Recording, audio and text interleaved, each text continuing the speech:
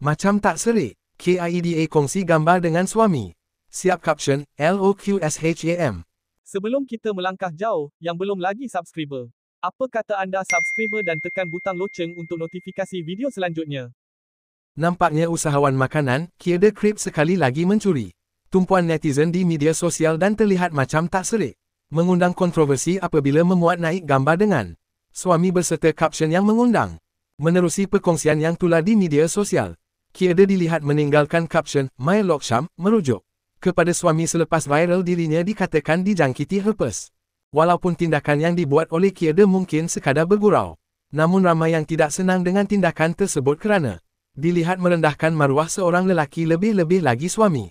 Netizen merasakan perkongsian tersebut sangat sensitif dan pastinya akan menjadi masalah di media sosial andai ia dilakukan pihak lelaki dengan meninggalkan kata-kata tidak sopan kepada perempuan. Menjengah ke ruangan komen di platform X, ramai yang tidak setuju dengan hantaran yang dibuat oleh usahawan makanan itu kerana dilihat seperti tiada etika ketika menggunakan media sosial.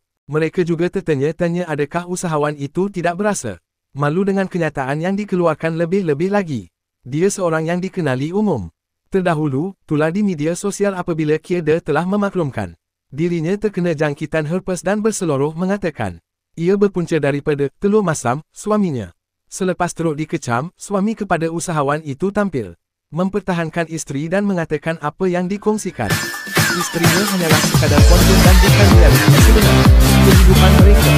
Walau bagaimanapun, Instastory gambar bersama suaminya dilihat sudah tiada berkemungkinan telah dipadam oleh Kierda.